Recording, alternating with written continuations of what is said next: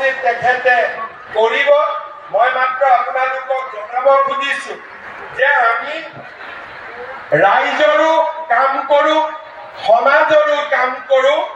আৰু আমি ব্যক্তিৰো কাম কৰো ৰূপক শৰ্মাই আজি নগাঁও সাৰ্কিট হাউচৰ সন্মুখত ধুনীয়াকৈ নিৰ্মাণ কৰা এটা ৰাস্তা উদ্ঘাটন কৰিব এটা বৃহৎ 9 কোটি টকাৰে নিৰ্মাণ কৰা বাণিজ্য ভৱন নিৰ্মাণ কৰিব আমাৰ জইণ্ট ডিৰেক্টৰ হেল্থৰ অফিচটো নতুনকৈ নিৰ্মাণ কৰিব আৰু 7 কোটি টকাৰে নগাঁও টাউনত এটা ধুনীয়া সুইমিং পুল বনাইছে তাৰো উদ্ঘাটন কৰিব নগাঁওখনত মইতো ভাবো যে নগাঁৱত আগতে আহিছিলো যেতিয়া নগাঁৱত আহো আগতে খালি ৰকিবুল হুছেইনৰ ফটোখন দেখো যতে ততে আৰু নগাঁৱত একো নাছিল এতিয়া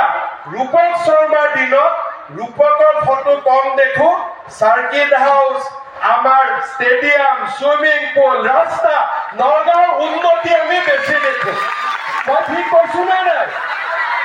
আৰু সেইকাৰণে সকলোৱে ৰূপক শৰ্মাক ইলেকশ্যনতো জিকাব লাগিব আৰু ৰূপক শৰ্মাৰ জৰিয়তে নগাঁৱৰ যাতে আৰু কাম হ'ব পাৰে তাৰ কাৰণে আমি আশীৰ্বাদ কৰিব লাগিব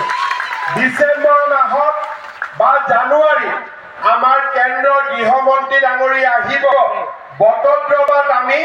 মহাপুৰুষ শ্ৰীমন্ত শংকৰদেৱৰ জন্মভূমি সজাই পৰাই তুলিছো তাৰো আমাৰ উদ্বোধনী হ'ব নগাঁৱলৈ বহুত টুৰিষ্ট আহিব সেই আমাৰ যিটো জন্মস্থান উদ্বোধন হোৱাৰ পিছত লাহেকৈ আমি নগাঁও বিশ্ববিদ্যালয়খনো আগুৱাই লৈ যাম যাতে এখন সুন্দৰ বিশ্ববিদ্যালয় আমি নগাঁৱত পাব পাৰো আৰু লাহে লাহে বৌদ্ধ অসমৰ এটা সুন্দৰ স্থান হিচাপে আমি নগাঁও চহৰ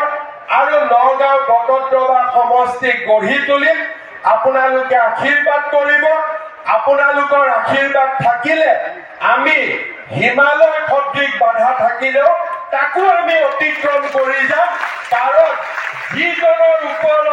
মাতৃৰ মৰম আৰু আশীৰ্বাদ থাকে তাৰ কোনেও চুলি এডালো লৰাব নোৱাৰে এইটোৱে হৈছে আমাৰ সমাজৰ নিয়ম যিকোনো খবৰৰ বাবে যোগাযোগ কৰক 7099017330 লগতে 7099017110 নম্বৰত